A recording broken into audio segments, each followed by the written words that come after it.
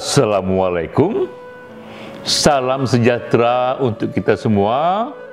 Om Swastiastu, nama budaya, salam kebajikan. Awalnya adalah kearifan, awalnya adalah wisdom, lalu kearifan bersembunyi di dalam puisi. Ini adalah serial kuliah pendek, kuliah 7 menit, kultum. Kita menggali kearifan dari kutipan puisi. Kali ini yang akan kita kutip adalah Jalaluddin Rumi, yang orang katakan inilah raja di raja dari para penyair sufi. Hidup di tahun 1207 hingga 1273 dari wilayah yang sekarang termasuk menjadi Afghanistan. Kita akan kutip puisinya dari bukunya yang sangat terkenal, Masnawi, yang orang bilang inilah buku paling terkenal di dunia muslim, hanya nomor 2 setelah Al-Quran. Kutipan dalam buku itu yang sangat bagus sekali, ia mengatakan, agamaku adalah cinta, dan setiap hati adalah rumah suciku. Harta apa yang terkandung di dalam kutipan ini, kearifan apa yang bisa kita gali, kita kisahkan dulu segelintas kisah hidup Jalaluddin Rumi. Rumi di masa mudanya memulai dunia publik selaku seorang ahli hukum. Ia terbiasa membuat fatwa, ia juga guru yang mengajar di madrasah. Namun di tahun 1244, ketika usianya 37 tahun, ia mengalami perjumpaan spiritual. Ia berjumpa dengan Sam Tabrizi, seorang guru figur yang begitu kuat. Perjumpaan Rumi dan Sam ini begitu dahsyat, mengubah total hidup Rumi. Dari seorang juris, seorang ahli hukum yang formalistik, ia pun berubah menjadi seorang sufi yang asketis. Ini perjumpaan yang begitu dalam, yang membuat Rumi menumpahkannya dalam begitu banyak puisi. Ternyata perjumpaan Rumi dengan Syam itu hanya berlangsung 4 tahun saja. Di tahun 1248, Sam tiba-tiba menghilang. Para ahli hingga kini tak pernah sepakat mengapa Sam menghilang dan ia menghilang kemana. Tapi yang jelas, Rumi mengalami guncangan yang sangat hebat sekali.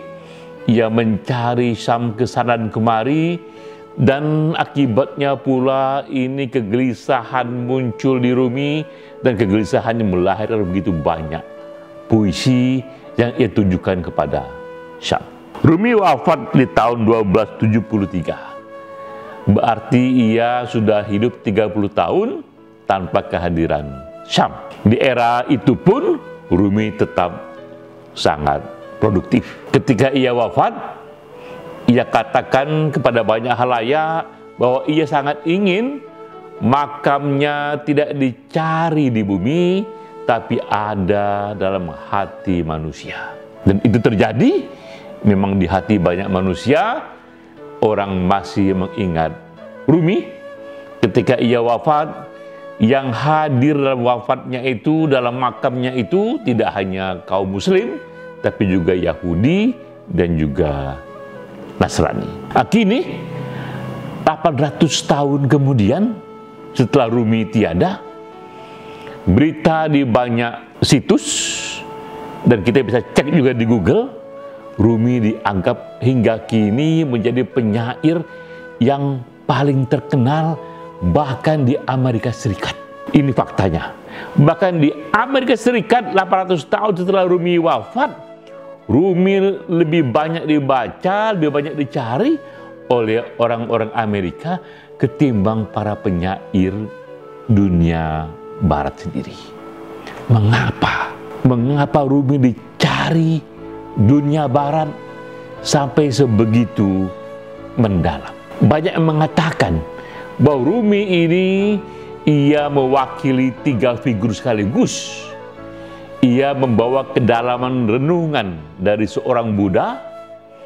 Ia bawa juga keluasan filosofi seperti Plato, dan ia tuangkan dalam bahasa yang indah seperti Shakespeare. Jadi ia gabungan dari Buddha, Plato, dan Shakespeare.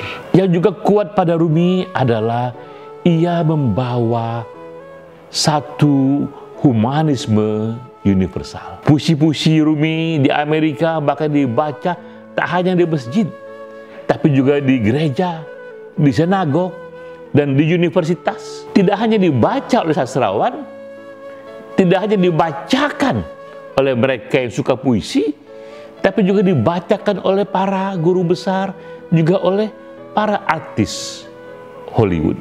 Mengapa demikian? Sebagian menyatakan Rumi datang di momen yang tepat. Ini momen ketika dunia terpecah belah. Dunia sekarang ini terbelah dalam 193 negara, bahkan juga ada 4.300 agama, dan ada lebih dari 7.000 budaya. Homo sapiens terpilah-pilah dalam tembok-tembok itu sekarang ini. 193 negara, lebih dari 7.000 budaya, dan 4.300 agama.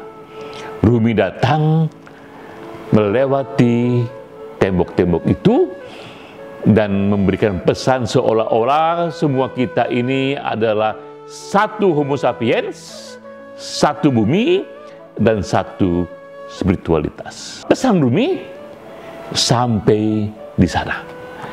Hingga ia mengatakan, agamaku adalah cinta, dan semua orang butuhkan cinta, apapun agamanya, apapun negaranya.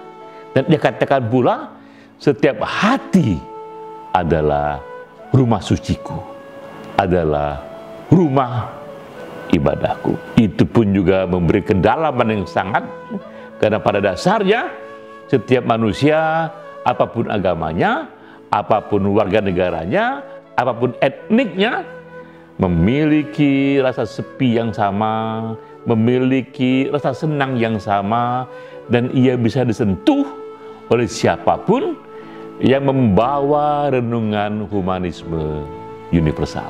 Rumi datang dalam momen itu dengan membawakan satu pesan yang kuat sekali dan universal. Itulah harta terpendam, itulah keajaiban, itulah berkah yang kita dapatkan dari Rumi. Sampai jumpa.